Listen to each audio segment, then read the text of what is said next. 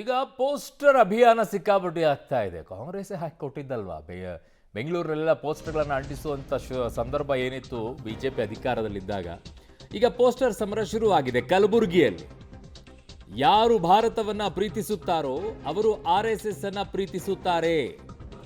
BJP ನಾಯಕರಿಂದ ಈಗ banner ಅಂಟಿಸಿ ಅಭಿಯಾನವನ್ನ ಶುರು ಮಾಡಿದ್ದಾರೆ.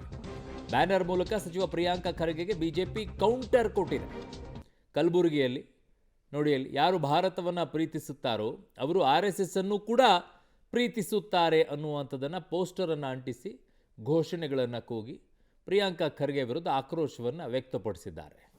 ಸರ್ಕಾರಿ ಶಾಲೆ ಹಾಗೂ ಅನುದಾನಿತ ಶಾಲೆಗಳು ಸೇರಿದಂತೆ ಪಾರ್ಕ್ ಸೇರಿದಂತೆ ಸರ್ಕಾರದ ಯಾವುದೇ ಜಾಗದಲ್ಲೂ ಕೂಡ RSSನ ಕಾರ್ಯಕ್ರಮಕ್ಕೆ ಅವಕಾಶ ಕೊಡಬಾರ್ದು ಅಂತ ಸಚಿವ ಪ್ರಿಯಾಂಕ್ ಖರ್ಗೆ CM ಅವರಿಗೆ ಪತ್ರ ಬರೆದ ಬೆನ್ನಲ್ಲೇ ಈಗ ಕಲಬುರಗಿಯಲ್ಲಿ ಏನಂದರೆ RSSನ ಐ ಲವ್ RSSನ ಒಂದು ಬ್ಯಾನರ್ನ ಒಂದು ಅಭಿಯಾನವನ್ನು ಈಗ BJP ಅವರು ಹಮ್ಮಿಕೊಂಡಿದ್ದಾರೆ. ಈಗ ಕಲಬುರಗಿಯ SVP ವೃತ್ತ ಸೇರಿದಂತೆ ಹಲವೆಡೆ ಕೂಡ ಏನಂದರೆ ಬ್ಯಾನರ್ಗಳನ್ನು ಅಂಟಿಸಿದ್ದು ಯಾರು ಭಾರತವನ್ನು ಪ್ರೀತಿಸುತ್ತಾರೆ ಅವರು RSS ಅನ್ನು ಪ್ರೀತಿಸ್ತಾರೆ ಎಂಬ ಸ್ಟಿಕ್ಕರ್ಗಳನ್ನು ಈಗ ಇವರು ಏನಂದರೆ ಎಲ್ಲ ಕಡೆ ಕೂಡ ಅಂಟಿಸುವಂತಹ ಕೆಲಸ ಮಾಡ್ತಾ ಇದ್ದಾರೆ. ಸೊ ಅದ್ರ ಬಗ್ಗೆ ಮಾತಾಡೋಕ್ಕೆ ಅಲ್ಲಿ BJP ನಾಯಕರಿದ್ದಾರೆ. ಸರ್, ಈಗ ಪ್ರಮುಖವಾಗಿ ಇಂತಹ ಒಂದು ಸ್ಟಿಕ್ಕರನ್ನು ಈಗ RSS ಸ್ಟಿಕ್ಕರ್ನ ಅಂಟಿಸೋಕ್ಕೆ ಏನು ಉದ್ದೇಶ ಸರ್? ತಾವೆಲ್ಲ ನೋಡಿದ ಹಾಗೆ ಇವತ್ತು ನಮ್ಮ ಜಿಲ್ಲಾ ಉಸ್ತುವಾರಿ ಮಂತ್ರಿಗಳಾದಂಥ ಪ್ರಿಯಾಂಕ್ ಖರ್ಗೆ ಅವರು ಮುಖ್ಯಮಂತ್ರಿಗಳಿಗೆ ಇವತ್ತು ಪತ್ರ ಬರೆದು RSS ಅನ್ನು ಕೆಲವೊಂದು ಸ್ಥಳಗಳಲ್ಲಿ ನಿಷೇಧ ಮಾಡಬೇಕಂತ ಅನ್ನೋ ಒಂದು ಕೋರಿಕೆಯನ್ನು ಮಾಡಿದರು. ಇವತ್ತು ರಾಷ್ಟ್ರಭಕ್ತಿಯ ಪ್ರಮುಖ ಒಂದು ಉದ್ದೇಶವನ್ನು ಇಟ್ಟುಕೊಂಡು ಇವತ್ತು RSS ಸಮಾಜಮುಖಿಯಾಗಿ ಪ್ರತಿಯೊಂದು ಸಂದರ್ಭದಲ್ಲಿ ದೇಶ ಸಂಕಷ್ಟದಲ್ಲಿರುವಾಗ ಇವತ್ತು ಯಾವುದೇ ಒಂದು ವಿಚಾರ ಮಾಡದೆ ಇವತ್ತು ದೇಶಭಕ್ತಿಗಾಗಿ ಕೆಲಸ ಮಾಡುವಂಥ ಸಂಘಟನೆ RSS. ನೆಹರೂರ ಕಾಲದಿಂದ ಕೂಡ ಇವತ್ತು RSSಗೆ ಏನೂ ಮಾಡಲಿಕ್ಕಾಗಲಿಲ್ಲ. ಇವತ್ತು ಇಂದಿರಾ ಗಾಂಧಿಯವರು ಕೂಡ RSSನ್ನು ಬ್ಯಾನ್ ಮಾಡಲಿಕ್ಕೆ ಏನೂ ಆಗಲಿಲ್ಲ. ಇಂಥ ಸಂದರ್ಭದಲ್ಲಿ ಪ್ರಿಯಾಂಕ್ ಖರ್ಗೆ ಒಂದು ಏನು ಉದ್ದಟತನದ ಹೇಳಿಕೆ ಕೊಟ್ಟಿದ್ದಾರೆ.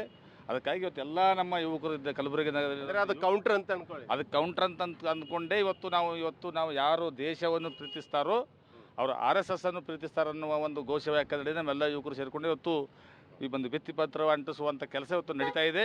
ಇವತ್ತು ರಾಷ್ಟ್ರಭಕ್ತರೆಲ್ಲರೂ ಕೂಡ ಇದರಲ್ಲಿ ಭಾಗಿಯಾಗಿದ್ದಾರೆ. ಮಾಜಿ MLC ಅವರಿದ್ದಾರೆ. ಸರ್, ಪ್ರಮುಖವಾಗಿ ಸ್ಟಿಕ್ಕರ್ ಅಂಟಿಸೋದಕ್ಕೆ ಈಗ ಏನು ಉದ್ದೇಶ ಸರ್? ಈಗ ನಾವೆಲ್ಲ ನೋಡಿದ್ದೀವಿ, ವಿಶೇಷವಾಗಿ ನಮ್ಮ ಕಲಬುರಗಿ ಜಿಲ್ಲೆಯ ಉಸ್ತುವಾರಿ ಮಂತ್ರಿಗಳಾದಂಥ ಶ್ರೀಯುತ ಪ್ರಿಯಾಂಕ್ ಖರ್ಗೆಜಿ ಅವರು ನಿನ್ನೆ ಒಂದು ಮುಖ್ಯಮಂತ್ರಿಗೆ ಪತ್ರ ಬರೆದಿದ್ದಾರೆ. ಇಲ್ಲ, RSS ಚಟುವಟಿಕೆಗಳು, ರಾಷ್ಟ್ರೀಯ ಸ್ವಯಂ ಸೇವಕ ಸಂಘದ ಚಟುವಟಿಕೆಗಳನ್ನು ನೀವು ನಿಷೇಧಿಸಬೇಕಂತ. ಇದು ನಾವು ಇವತ್ತು ಎಲ್ಲ ಈ ಭಾಗದ ನಾಗರಿಕರು, ಯುವಕರು ನಾವು ಒಂದು ಪ್ರಶ್ನೆ ಕೇಳಕ್ಕೆ ಬಯಸ್ತೀವಿ. ಇವತ್ತು ಆ ರಾಷ್ಟ್ರೀಯ ಸ್ವಯಂ ಸೇವಕ ಸಂಘ ಇದು ಯಾವತ್ತೂ ದೇಶದ ನಿರ್ಮಾಣ ಅಥವಾ ದೇಶಾಭಿಮಾನ ಒಂದು ಹುಟ್ಟಾಕುವಂಥ ನಿಟ್ಟಿನಲ್ಲಿ ಸಮಾಜ ಇವತ್ತಿಂದ ಕಲಬುರಗಿಯಿಂದ ಬೇರೆ ಕಡೆನೂ ಆರಂಭನ ಅಥವಾ ಇವತ್ತು ಒಂದಿನಕ್ಕೆ ಖಂಡಿತವಾಗಿಯೂ ಇದು ವಿಚಾರಧಾರೆ ಮೇಲೆ ನಡೆಯುವಂಥ ವಿಷಯಗಳು ಇವತ್ತು ಅವರು ಎತ್ತು ಕಟ್ಟಿದ್ದಾರೆ. ಹೀಗಾಗಿ ಇವತ್ತು RSSಗೆ ಇಲ್ಲಿವರೆಗೆ ಯಾರೂ ಈ ನಿಷೇಧ ಹೇರುವಂಥ ಕೆಲಸ ಮಾಡಿಲ್ಲ. ಅದು ನಿಷೇಧ ಆಗಂಥ ಪ್ರಶ್ನೆನೇ ಇಲ್ಲ. ಇದೊಂದು ದೇಶಭಕ್ತಿ ಸಮಾಜ ಕಟ್ಟುವಂಥ ಸಂಘಟನೆ ಇದೆ.